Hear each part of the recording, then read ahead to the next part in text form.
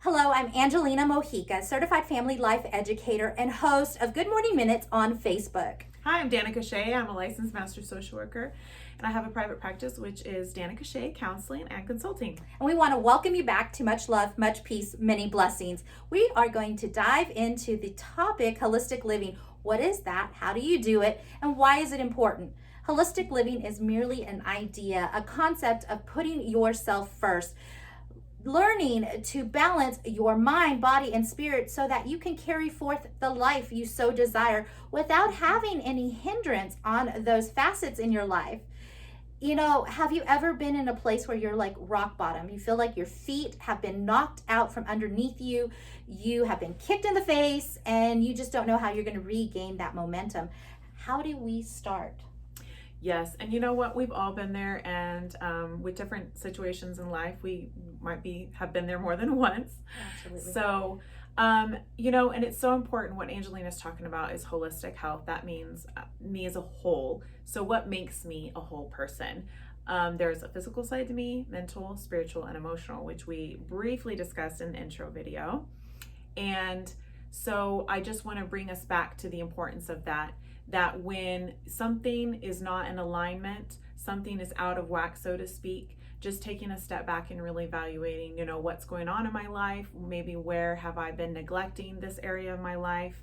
So for example, when clients come seeking, my assistance, they're focused more on their mental and emotional health. Yeah. So we definitely address that, of course, but I don't forget the importance of physical. So we talk about, diet and what they're eating, their vitamin and mineral levels, and a huge part of our health is mental health as well, is our rest. Are we getting enough rest? Mm-hmm. So we discuss those. We don't neglect those areas of ourselves, and we also then eventually move into the spiritual side, which I think is so very important as well. I think so too. Very, very true. We are multi-dimensional, complex beings. And as you talk about balance or just putting yourself first in general, it reminds me of being on an airplane.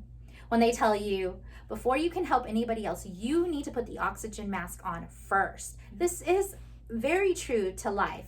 Because if you're not pouring into yourself, if you're not seeking self-improvement, care, love, you're not going to be able to carry that forth into your life. And it's going to affect so many things, so many people that you encompass in your circle, in your surroundings, and just in society.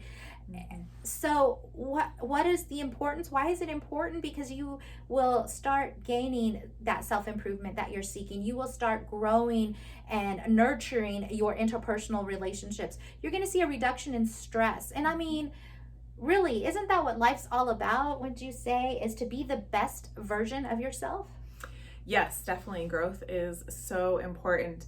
And so, when Angelina talks about well-being and what we're supposed to do on an airplane, it makes us think of, well, if I'm taking care of myself and I'm putting myself first and giving into myself, isn't that selfish?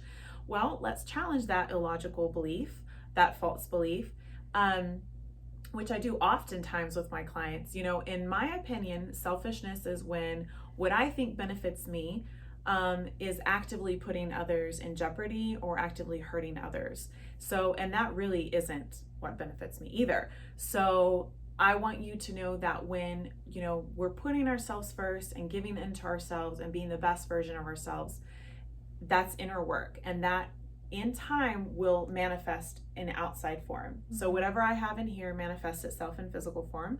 There's no way around that. So, and then therefore I am giving out, I am projecting and giving out, what is it? If I'm the best version of myself, joy, love, generosity, consideration, empathy, things like that. So it benefits everyone. It does. It benefits everyone.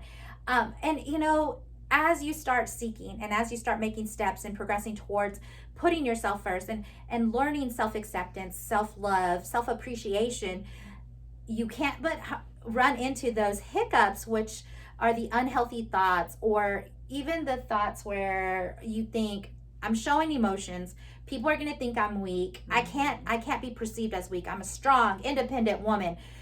How do you overcome those stigmas? Yes, that is a good question because that is seen time and time again with these stigmas, the societal beliefs that, for example, a big one is crying. Crying is a sign of weakness. But, when it is appropriate for, what is happening in the emotion that I'm feeling, whether I'm grieving or I'm grieving with someone and I do cry, that is our body's natural response to that emotion. And I don't think it's a sign of weakness at all. It actually takes a lot of strength and courage to be able to acknowledge what I'm feeling. That's so important in our emotions, to acknowledge what I'm feeling and process it in a healthy way. Yes. So, like, for example, in our tears, our stress hormones. So what does that tell us, Angelina?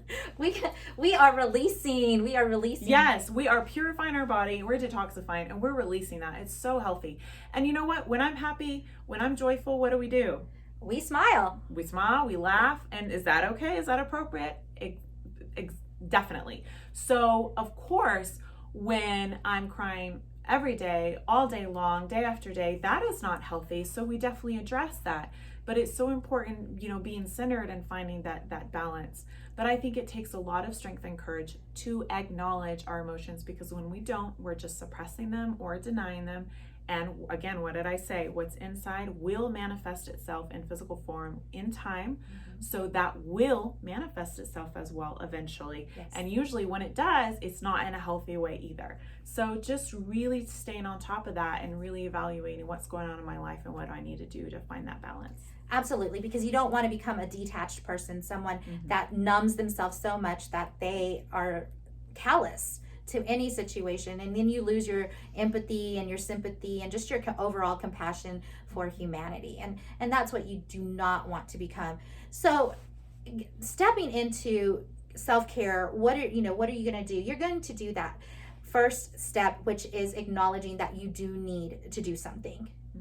And then the second one is just being honest with yourself. Like, we have all come from a past, we have histories, we have trauma. I mean, no matter how big or how small, how great, it is just what it is. And we all have stories, and that's okay, because that's what makes us individuals, that's what makes us unique, and that's what gives us our perspective, our calling and purpose. I mean, that is our direction and guidance. I know that.